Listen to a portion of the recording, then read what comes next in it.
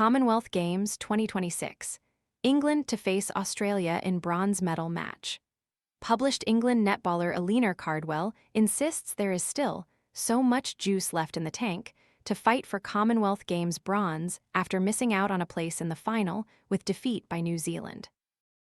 The Roses will play Australia in Sunday's bronze medal match 09:00 BST in Glasgow after losing their semi-final 61-54 to a powerful Silver Ferns side. Jamaica stunned world champions Australia with a seismic 46-45 victory in the other semi-final, as the Diamonds failed to make the final for the first time in the history of the Games. Speaking to BBC Sport after missing out on the gold medal match, England goal shooter Cardwell said, "It is really, really frustrating. I think there are some good things in Saturday's performance."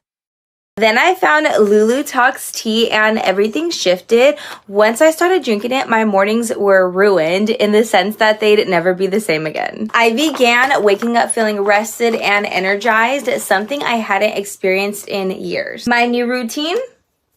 Just 1 cup of Lulu Talks in the morning. On top of that, my menopause symptoms have eased significantly. I finally feel like myself again, strong, confident, and like a woman who's ready to take on the day. Curious what makes it different? Scan the QR code now or visit grabdeal.us/8. There has been times when we've just let it get to us and the score get away. I am proud of the fight back, not proud of the score, obviously. We all have so much love for each other that we know we can go out there on court and perform. There is so much juice in this tank, it's unbelievable. I'm ready to get that bronze medal. New Zealand passed the ball with great speed and accuracy early on, but England rallied to settle their nerves, with goal shooter Liv Teachine drawing the match level at 3-3. Yet the prowess of the Silver Ferns and their height advantage through shooter Grace Enweek was too strong as they hit double figures with 8 minutes played and held a 16-11 lead at the end of the first quarter at the Hydro. Bringing on Cardwell in place of Teachine towards the end of that quarter gave the Roses a lift as they upped their intensity in the second period to close the deficit to 25-21. After scoring 23 goals from 23 shots, Enweek missed just before halftime to leave New Zealand leading 29-24, with hope remaining for a comeback for Anna Stembridge's side.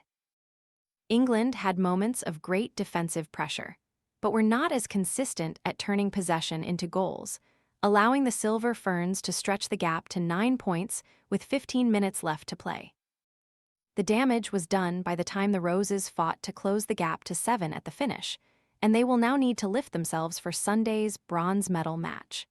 Two-time champions New Zealand reached their 6th final and their first since Glasgow 2014, with their last victory coming at the 2010 Games.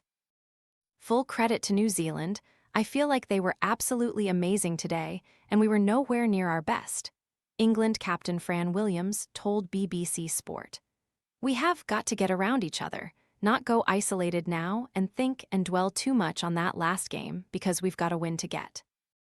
It's what I feel like we deserve and we work so hard for. You want to come away with a medal, and we're still in the race for that, so you've got to get excited about that." Jamaica's Sunshine Girls stun Australia in Saturday's second semi-final. Jamaica clung on for a remarkable victory as Australia agonizingly missed a shot in the dying seconds, which could have taken the match to extra time.